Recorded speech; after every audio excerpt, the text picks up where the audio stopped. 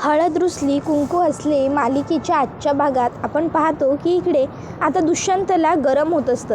तसा लगेचच बंप्या म्हणतो, दाजी अहो गरम व्हायले काय तुम्हासनी, एकच मिनटा. आणि मग तो पंखा लावत म्हणतो, दाजी आता बघा तुम्हासनी कसलं गारगार वाटतंय ते. अहो आपला पंखा लावला का नाही तर की बाहेर लोकांना गार वाटतंय, इम्पोर्टेड पंखा आहे काय आपला. तसा लगेचच दुष्यंत हसतो आणि म्हणतो, अरे बंप्या एवढं सगळं करण्याची काहीच गरज नाही आहे, उलट तू आम्हाला इथे राहायला दिलंस हेच खूप झालं. त्याबरोबर कृष्णा म्हणते, बंप्या चहाला पेले धुवून घे. त्याबरोबर बंप्या म्हणतो, पेले कशाला, कप आहेत ना आपल्याकडं, कपबशी आहे, थांब. आणि मग तो नवीनच कपबशीचा सेट काढून कृष्णाला देतो.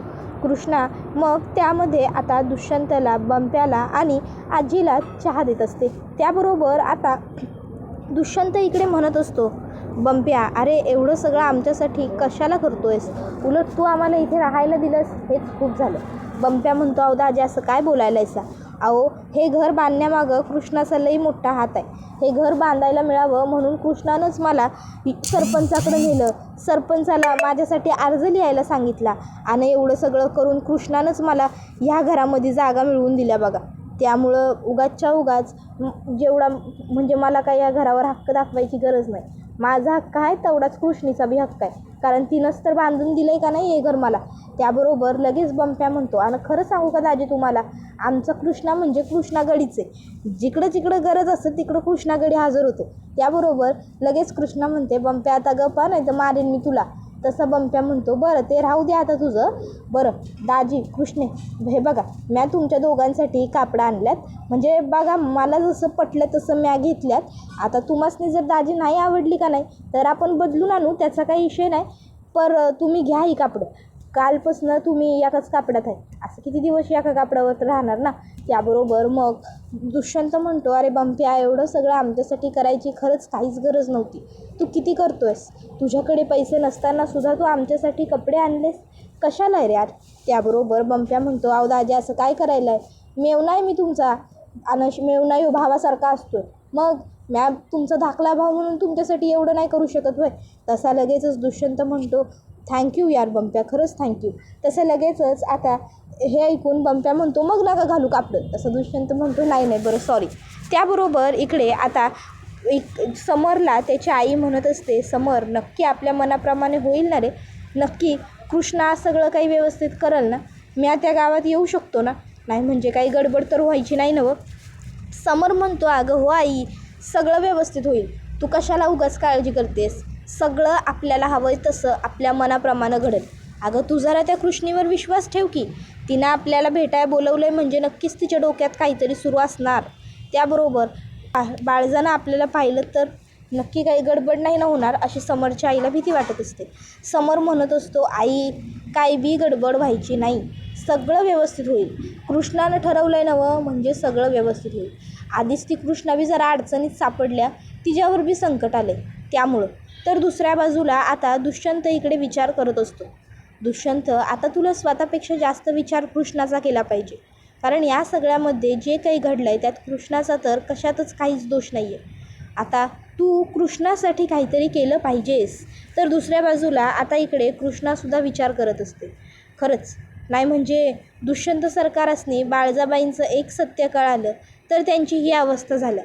मग जेव्हा त्यासनी बाळजाबाईंचं संपूर्ण सत्य समजल, त्यासनी जेव्हा कळल की बाळजाबाई काय लायकीची बाई आहे, तेव्हा काय होईल, दुष्यंत सरकारांसमोर कसं आणायचं त्यांच्या आईचा इतिहास, त्यांच्या आईचा भूतकाळ. पण काही झालं तरी हे समजा दुष्यंत सरकारांच्या सामने आणावं तर लागणारच आहे, दुष्यंत सरकारांना सत्य समजायलाच हवं. तर दुसऱ्या बाजूला आढळराव त्यांच्या बायकोचे दागिने बघत म्हणत असतात, बघ आज शेवटी माझ्या लेकीनं कृष्णानं त्या बाळजाला हाणून पाडलं, आज त्या बाळजाचा खरा चेहरा दुष्यंत समोर आला. आता फक्त आणखीन एक गोष्ट बाकी आहे अनुसया, माझ्या लेकानं, माझ्या दुष्यंतनं मला आपलं मानायचं. एक डाव का दुष्यंतनं मला त्याचा बाप म्हणून स्वीकारलं की नाही, की मग माझं सगळं टेन्शन जाईल बघ अनुसया, खरंच असं म्हणत आता आढळराव तो हार जवळ घेतात. त्याबरोबर आता इकडे ते म्हणत असतात की एक एक करून बाळजाचं असं सगळं खोटं कृष्णा दुष्यंतच्या समोर आणणार आणि त्या बाळजाला चांगली जन्माची अद्दल घडवणार. तर दुसऱ्या बाजूला आता अनुसया आणि समर दोघंजणं पोहोचलेले असतात गावात. आता अनुसयाच्या डोळ्यात अश्रू दाटून आलेले असतात. अनुसया म्हणत असते, 26 वर्षांनी येते मी या गावात. स्वतःचं गाव आहे माझं, पण 26 वर्ष इथं आले नव्हते. आता जुनं काय बी राहिलं नाही, बदलून गेलं एक सगळं गावपाक. त्याबरोबर पुढे ती म्हणत असते, पण काही जुने हिशेब चुकते करण्यासाठी पुन्हा यावं लागतं. त्याबरोबर आता ती म्हणत असते, मी काही बी झालं तरी त्या बाळजाला नाही सोडणार. तिनं माझं आयुष्य उद्ध्वस्त केले. त्याबरोबर समर म्हणतो, आई काळजी करू नकोस, आपल्याला आपला हक्क मिळणारच. आणि आपण का सोडायचा आपला हक्क? हां सांग की का सोडायचा आपण? त्याबरोबर अनुसया म्हणते, अरे नाही रे, आपण आपला हक्क मिळवायचंच की. त्याबरोबर आता लगेचच इकडे कृष्णा त्या ठिकाणी येते. तसा लगेच समर तिला म्हणतो, कृष्णा इकडं. मग कृष्णा तिकडे येते. कृष्णा म्हणते, आता म्या सांगन तसं तुम्हासनी करायचं आहे. त्याबरोबर आता कृष्णा सांगू लागते, आज बाळजाबाई मंदिरात जाणार आहेत. आता बाळजाबाई नाटक करणार, लोकांना आपल्या घोळात घ्यायसाठी प्रयत्न करणार, पण आपल्याला असं होऊ द्यायचं नाही आहे. त्यावर समर म्हणतो, नक्की तुझ्या डोक्यात सुरू तरी काय आहे? मग कृष्णा म्हणते, सांगते की. आणि मग कृष्णा बाळजाबाईंसमोर त्यांच्या इतिहासाची पुनरावृत्ती झाली पाहिजे, बाळजाबाई चांगल्या घाबरल्या पाहिजे असं आता सांगते. त्यावर अनुसया म्हणते, मग म्या काय करायचं आहे? कृष्णा म्हणते, जे काय करायचं आहे ते तुम्हासनीच करायचं. आणि आता तिचा सर्व प्लॅन ती व्यवस्थित समरला आणि अनुसयाला समजावून सांगते आणि म्हणत असते, एक डाव बाळजाबाईंच्या समोर तुम्ही आलात की नाही, की मग बाळजाबाईंची सगळी झोप उडेल. आणि आपल्याकडं तुमच्याबरोबर जे काही झालं आहे, बाळजाबाईंनी जे काही केलं आहे त्याच्या विरोधात एक बी पुरावा नाही आहे. त्यामुळं बाळजाबाई काय गुन्हा कबूल करायच्या नाही आणि लोक बी आपल्यावर विश्वास ठेवणार नाही. त्यामुळं आपल्याला काय बी करून समजा गुन्हा बाळजाबाईंच्या तोंडूनच कबूल करून घ्यावा लागणार आहे. तेव्हाच कुठंतरी आपला फायदा होईल, म्हणून हे समजा करावं लागणार. त्यावर समर म्हणतो, नाही नको, ह्या समजात आईचा जीव धोक्यात घातल्यागत होते, म्या नाही घालू शकत माझ्या आईचा जीव धोक्यात. त्यावर लगेचच आता कृष्णा ही म्हणते, अहो आपल्याला असं करावंच लागेल, आपण असं नाही केलं की नाही तर आपल्याजवळ दुसरा काही बी पर्याय नाही आहे समर.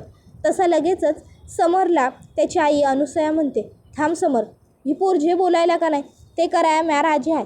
अरे माझ्यासाठी हिनं त्या दिसाला स्वतःचा जीव जोखमीत घातला होता, मग आता हिच्या सांगण्यावरनं म्या एवढं नाही वय करणार. समर म्हणतो, पण मला हे नाही पटत आहे.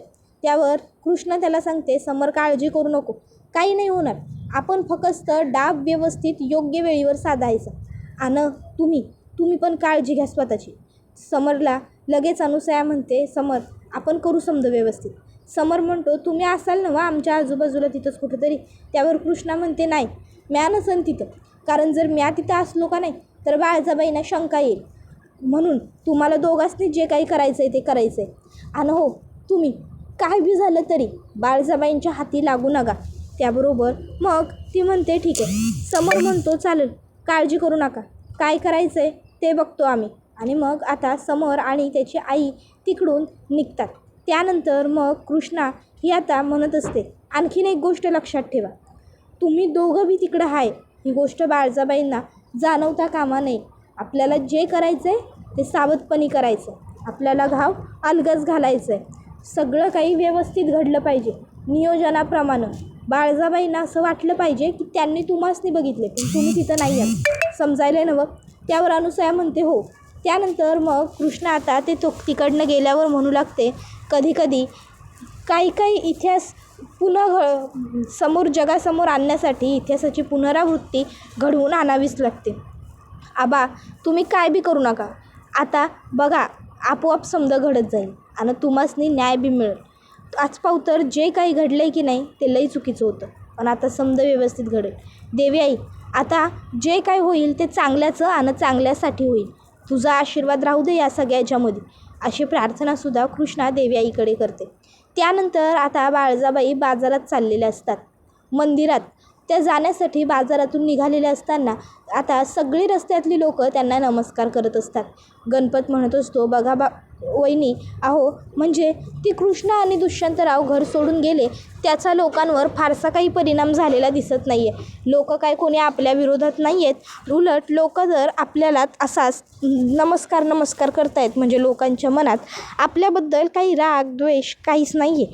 चला, हे एका अर्थी बरं झालं, आपल्याला हवं होतं तसं घडलं. त्यावर बाळजाबाई म्हणत असतात, लोक माझ्यावर राग धरू बी शकत नाही, कारण काय आहे ना भाऊजी, एक वेळी लोक माझ्या मागं बोलू शकतात, पण माझ्या तोंडासमोर येऊन बोलायची हिंमत कोणात बी नाही. कारण त्यासनी ठाव आहे, जर आम्ही बोललो तर बाळजाबाई आमचं काय करतील ते, त्यामुळं कोणी त्यांचं तोंड उघडणार नाही. इतकं बोलून बाळजाबाई आता बाहेर बघू लागतात. इतक्यात बाळजाबाईंना एक घोंगडी घेऊन उभी असलेली व्यक्ती दिसते. बाळजाबाई तिच्याकडे बघू लागतात, तर आता ती घोंगडी व्यक्ती बाजूला करते आणि बाळजाबाईंना तोंड दाखवते. तर ती दुसरी तिसरी कोणी नसून अनुसया असते. आता अनुसया बाळजाबाईकडे बघून एक स्मित हास्य करत असते. आता ते स्मित हास्य बघून बाळजाबाईला लगेचच आठवतं की कशी अनुसयाला तिनं मारली होती आणि कसं तिने काय काय केलं होतं. मग आता ते सगळं बाळजाबाईंना आठवल्याच्या नंतर बाळजाबाई हादरून जातात. बाळजाबाई ड्रायव्हरला सांगतात, ड्रायव्हर गाडी थांबव. तसा लगेच ड्रायव्हर पटकन गाडी थांबवतो. बाळजाबाई आता विचार करतात, ही इथं. मग बाळजाबाई कुठलाही मागचा पुढचा विचार न करता गाडीतनं खाली उतरतात. ज्या दुकानासमोर त्यांना ती दिसली होती त्याच दुकानासमोर जाऊन उभ्या राहतात. पण तोपर्यंत त्या दुकानासमोर कोणीच नसतं. बाळजाबाई विचार करतात, असं कसं होईल, ती कशी दिसली मला. इतक्यात बाळजाबाईंना एक बाई घोंगडी घेऊन पुढं जात असतानाची दिसते. बाळजाबाई अलगद हळूहळू दबक्या पावलांनी त्या बाईच्या मागे जाऊ लागतात. तर इकडे कृष्णा आता रस्त्याने घरी चाललेली असते भाजीपाला घेऊन. इतक्यात त्या ठिकाणून गाडी येते. आता गाडी त्यांच्याच घरातली असते, त्यामुळे कृष्णा थांबते. गाडीतनं अढळराव खाली उतरतात. आता कृष्णा म्हणते, आबा तुम्ही. अगं ए पोरी, काय गं उन्हात आणतनं कुठं चाललीस, चल ये बस गाडीत बस, म्या सोडतो तुला. त्यावर कृष्णा म्हणते, नाही न ग आबा, म्या जातो. त्यावर अढळराव म्हणतात, अगं पोरी असा काय हट्ट करायलास, चल की बस गाडीत, म्या सोडतो म्हणतोय ना व, चल म्या सोडतो. अगं बापानं हे असं गाडीत फिरायचं आणि पोरगी अशी उन्हात आणत चटके खात चालत चालल्या, बरं दिसायला आहे ते, ये बस गाडीत बस, म्या सोडतो तुला, कुठं जायचं आहे तिकडं. त्यावर मग कृष्णा म्हणते, अहो न ग आबा, खरंच जाईन म्या. आणि हे ऊन, ह्या उन्हाचं चटके तुमच्या लेकीला काही नवीन नाही, सवय आहे तुमच्या लेकीला ह्या समजायची, त्यामुळे तुम्ही काळजी करू नका. अढळराव म्हणतात, तू ऐकायची नाहीस ना व माझं. कृष्णा म्हणते, कशापायी काळजी करायला तुम्ही. त्याबरोबर मग आता अढळराव कृष्णाला म्हणतात, बरं ते नाही कृष्णे, पण मला एक गोष्ट कळली नाही, म्हणजे त्यो गारुडी, परत ती चंद्री साडी पळवणारी, किंवा त्यो दागिने चोरणारा माणूस, ह्या समजासनी तू 15 दिवसात गोळा केलं कसं. म्हणजे नाही, ते खोटं गुंड मी आपण आणलं होतं, पर ती बाकीची लोक ते कसं आणलंस तू, हे काम लय अवघड असणार आहे पुरी, हे ठाव आहे मला, यासाठी तुला कुणी मदत केली होय. त्याबरोबर मग कृष्णाला आठवतं की तिला अढळरावांच्याच खोलीमध्ये कसा अनुसयाचा फोटो मिळाला आणि कशी अनुसयाने आणि समरनेच तिची मदत केली. त्याबरोबर अढळराव म्हणतात, अगं ये पुरी, कुठं हरवली, काय विचारायलो आहे म्या, कुणी मदत केली होय तुझी, कुणी मदत केली. त्यावर कृष्णा म्हणते, कुणी मदत केली काय आबा, अहो तुम्हीच मदत केली आहेत की माझी. आता अढळराव म्हणतात, होय म्या डोंबलाची मदत केल्या, कुणी केल्या सांग की मदत तुझी. त्यावर मग कृष्णा म्हणते, हा एक मित्रानं मदत केली माझ्या, लवकरच होईल समजा व्यवस्थित. अढळराव म्हणतात, हो मित्र आहे होय तुमचा, बरोबर चांगला आहे. अहो बाळजाबाईंच्या विरोधात म्हणजे आपणच दोघं नाही, अजून कोणतरी बी आहे, हे ऐकून जरा बरं वाटलं जीवाला. बरं चला, आता बाळजाबाईंच्या विरोधात कोणीतरी उभं राहिलं आहे नवं, हे एक बरं झालं. गडी लई हिमतीचं असणार आहे एवढं मात्र नक्की, बाळजाबाईंच्या विरोधात उभा राहिला आहे म्हणजे. त्यावर कृष्णा म्हणते, काळजी करू नका आबा, लवकरात लवकर माझ्या मित्राची आणि तुमची भेट बी म्या घालून देणारच आहे.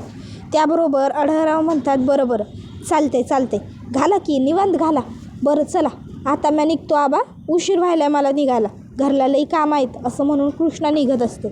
तसे अढळराव कृष्णाला थांबवतात आणि विचारतात, सुनबाई. त्यावर कृष्णा म्हणते, जी आबा. आबा लगेच म्हणतात, दुष्यंत कसा आहे हो, ठीक आहे ना व त्यो. त्याबरोबर कृष्णा म्हणते, व्हय काळजी करू नका आबा, बरे आहेत ते. मग कृष्णा तिकडनं निघते. त्याबरोबर इकडे बाळजाबाई मागून जाऊन त्या बाईला थांबवतात. ती बाई मागे वळते तर तिकडे दुसरीच कोणीतरी बाई असते. आता बाळजाबाई त्या बाईला बघतात आणि बाळजाबाईंच्या चेहऱ्याचा रंग सुटतो. ती बाई विचारते, काय झालं बाळजाबाई, काही हवं होतं काय. बाळजाबाई लगेच म्हणतात, नाही काही नाही. तशी लगेचच आता ती बाई तिकडनं निघून जाते. तर दुसऱ्या बाजूला आता अनुसया हिच्या पाठीवर समर हात ठेवतो. अनुसयाला वाटतं बाळजा चाली की काय, मग कुठे जाऊन अनुसयाला समरला बघून जीव भांड्यात पडल्यासारखं होतं. मग अनुसया आणि समर तिकडनं निघतात. त्याबरोबर इकडे बाळजाबाई विचार करतात की नाही, ती कशी येईल इथं? नाही, हो माझा भासच होता. ती इकडे येणं शक्यच नाही आहे.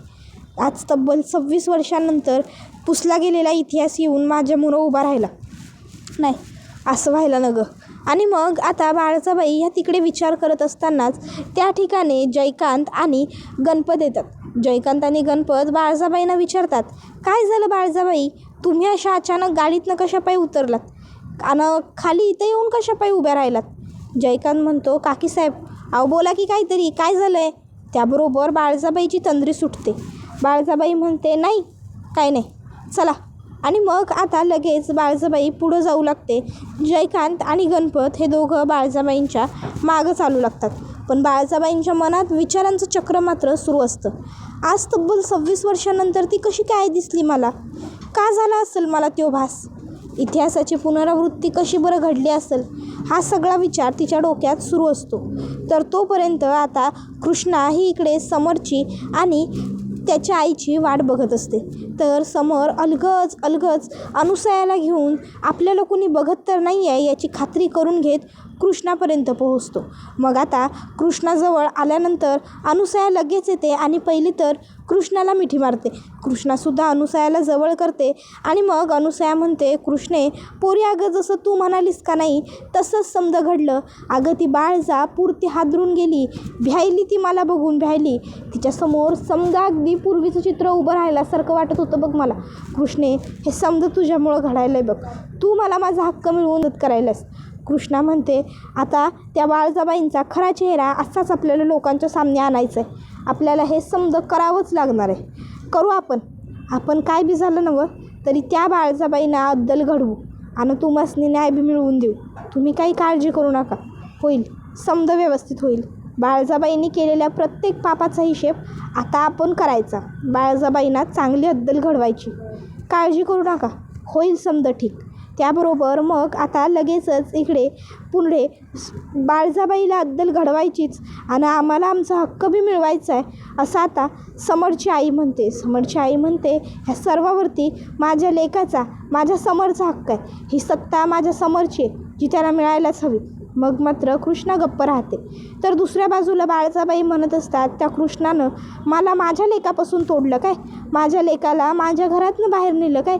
आता बघाच भाऊजी म्या काय करतो ती. नाही जर त्या कृष्णाला चांगली घाबरवली की नाही आणि अद्दल घडवली तर म्या बी माझं नाव बाळजा सांगणार नाही. त्यानंतर कृष्णा आणि दुष्यंत पुण्याला जायचं ठरवतात. दुष्यंत कृष्णाला म्हणतो, कृष्णे आता आपण पुण्याला जायचं. आपण असं किती दिवस बंप्याच्या घरात राहणार, हे असं बरोबर वाटत नाही. कृष्णा म्हणते, ठीक आहे. त्यानंतर मग ती आता लगेचच इकडे येते आणि आता ती समरला आणि अनुसयाला सांगते, माफ करा, दुष्यंत सरकार पुण्याला जायचं म्हणत आहेत आणि त्यांच्याबरोबर मला पुण्याला जावं लागणार. आता म्या तुमची मदत नाही करू शकणार. आता हे ऐकून समर आणि अनुसया तिला थांबवण्याचा प्रयत्न करतात, पण ती काही थांबत नाही. तर इकडे कृष्णा दुष्यंतला म्हणते, अहो तुमच्याशिवाय कोण आहे मला? दुष्यंत म्हणतो, अगं तुझ्याशिवाय मला तरी कोण आहे? इतक्यात आता बंप्या तिकडे येतो आणि म्हणतो, कृष्णे अगं बाळजाबाईंनी तुझ्या आईच्या वावरावरती हक्क धरला आहे आणि आता तुझं आईचं वावर त्या ताब्यात घ्यायलात. तुझ्या आई लई रडायला, चल की तिकडं. त्याबरोबर मग आता कृष्णा आणि दुष्यंत एकमेकांकडे बघतात. कृष्णा डोळे पुसते. दोघांनाही टेन्शन येतं आणि हा व्हिडिओ इथेच संपतो. व्हिडिओ आवडला असेल तर व्हिडिओला लाईक करा. चॅनलवर नवीन असाल तर चॅनलला सबस्क्राईब करा आणि बेल आयकॉन आठवणीने प्रेस करा, जेणेकरून तुम्हाला पुढच्या प्रत्येक व्हिडिओचं नोटिफिकेशन मिळत जाईल आणि सर्व व्हिडिओंचा आनंद हा अगदी उत्तम पद्धतीने घेता येईल.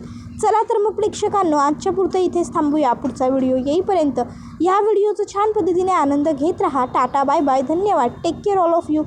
हळद रुसली कुंकू असली ही मालिका तुम्हाला कशी वाटते हे आम्हाला कमेंटमध्ये नक्कीच सांगा. धन्यवाद.